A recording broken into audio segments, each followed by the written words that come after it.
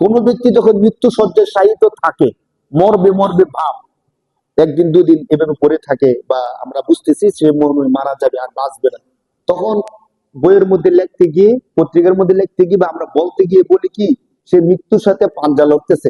মৃত্যুর সাথে কি লড়তেছে? পাঞ্জা লড়তেছে। আমরা পাঞ্জা লড়ি কার সাথে বলেন? ধরেন আমি যদি আপনার সাথে পাঞ্জা লড়ি, আমি আর আপনার কাছাকাছি, ঠিক না বলেন? একটা 10 বছরের শিশুকে একটা 50 বছরের মানুষের সাথে পাঞ্জা লড়তে দিবে কেউ? দিবে? একটা 5 বছরের শিশু তাকে 25 বছরের যুবকের সাথে পাঞ্জা লড়তে দিবে? হ্যাঁ, এটা কিভাবে সম্ভব? পাঞ্জা কিভাবে লড়ে? এটা পাঞ্জা হইব না, এটা ফাও কাজ দেবো, ঠিক না বলেন? এটা পাঞ্জা হয় কি করে? পাঞ্জা তৈব আমি আর সে কাছাকাছি, আমার বয়স 30, তার বয়স 30 অথবা 40 50, কাছাকাছি, শক্তি সব দিক দিয়ে কাছাকাছি, তার সাথে আমরা পাঞ্জা লড়ি, ঠিক না বলেন? তো যদি আপনারা শোনেন যে একটা 5 বছরের শিশুর সাথে একটা 50 বছরের মানুষ পাঞ্জা লড়তেছে, সবাই হাসবো না কথাটা শুনলে? এইটা কয় কি? 5 বছরের শিশুর সাথে পাঞ্জা লড়ে কি করে? এটা তো মানে এটা একটা হাস্যকর বিষয়। মানে 5 বছরের শিশু 50 বছরের সাথে পাঞ্জা লাগে, এটা কি কর? হাস্যকর। আর যে আজরাইলের সামনে পুরা পৃথিবীটা একবারে একটা থালার মতো, সে যখন ইচ্ছা তখনই যাকে ইচ্ছা তাকে নিয়ে আসতে পারে, কোন রকমের বাধা বিপত্তি ছাড়া। আমরা এই ক্ষুদ্র একটা মানুষ আজরাইলের সাথে কি করে পাঞ্জা লড়ি কন্ত? আমরা মৃত্যুর সাথে পাঞ্জা লড়তেছি মানে কি? এটা বিষয়টা কেমন কঠিন হয়ে যায় একটু খেয়াল করেন। আমরা কিন্তু বিষয়গুলো খেয়াল করি না।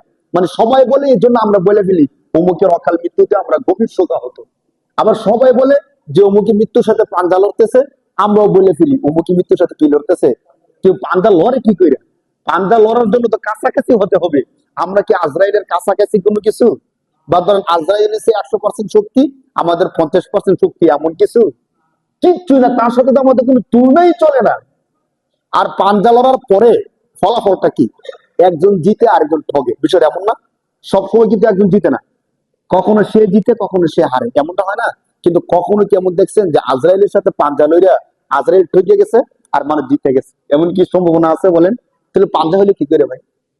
তাহলে মৃত্যুর সাথে কেউ পাঞ্জা লড়তে পারে? আপনাদের কি মনে হয়? আমরা কি বলতে পারি তাহলে? এর মোরাদিফ শব্দ, সমর্থবোধক শব্দ হইতে পারে মৃত্যু শয্যায় শায়িত। মৃত্যু শয্যায় এখনো মৃত্যুবরণ করে নাই, মৃত্যু করবে করবে ভাব। তাহলে আমরা শব্দটা কি বলতে পারি বলেন? মৃত্যু শয্যায় শায়িত। এখন থেকে আমরা আর কেউ বলবো না যে অমুকে মৃত্যুর সাথে কি লড়তেছে। এই কথাটা সম্পূর্ণ ভুল। মৃত্যুর সাথে পাঞ্জা লড়া পৃথিবীর কোন মানুষের সাথে সম্ভব না, সে যত ক্ষমতাবান হোক না কেন। যদি সম্ভব হইতো তাহলে কেউ না কেউ পাঞ্জা লড়ে সে জিতে যেত আর আজরাইল ঠকে যেত। একবার আজরাইল জিততো, আরেকবার মানুষে জিততো। কিন্তু কখনো তো আমরা শুনছি না যে আজরাইলের সাথে পাঞ্জা লইরা সে মৃত্যু থেকে বাঁচা এসে পড়ছে। যার মৃত্যু যখন আসার, তা মৃত্যু আসবেই আসবে, বাঁচার কোনো সুযোগ আমাদের নাই। তাহলে যে দুইটা শব্দ বললাম, এক নাম্বার কি শব্দ বলছিলাম বলেন? যে অমুকের অকাল মৃত্যু। অকাল মৃত্যু বলতে পৃথিবীতে কোনো কিছু নাই। অকাল মৃত্যু শব্দটা কেউ বললে গুনাহগার হওয়ার সম্ভাবনা অনেক বেশি, অনেক বেশি। কেন? কারণ কোরআন শরীফে স্বয়ং আল্লাহর ঘোষণা, প্রত্যেকটা ব্যক্তির মৃত্যু আমি আল্লাহ লিখে রাখছি। কে লিখে রাখছে বলেন? আল্লাহ কোরআনে বলতেছেন প্রত্যেকটা ব্যক্তির মৃত্যু নির্দিষ্ট সময় আমি আল্লাহ লিখে রাখছি। যখন তার সময়টা আসবে, 1 সেকেন্ড পিছনে নেওয়া হবে না, 1 সেকেন্ড সামনেও নেওয়া হবে না। তখন তার যখন মৃত্যু আসছে তখন মৃত্যু হয়ে যাবে, আল্লাহর ঘোষণা। আর আমি বলতেছি অকাল মৃত্যু মানে এখনো তার কাল হয় নাই। কাল হইলে মরলে তার মৃত্যু ভালো মৃত্যু ছিল। অকাল মৃত্যু মানে অকালে মরে গেছেন। তাহলে আল্লাহর কথার সাথে আমার কথাটা কি হয়ে গেল? বিপরীত হয়ে গেল। তাহলে এই শব্দটা আমরা আর কেউ উচ্চারণ করবো না।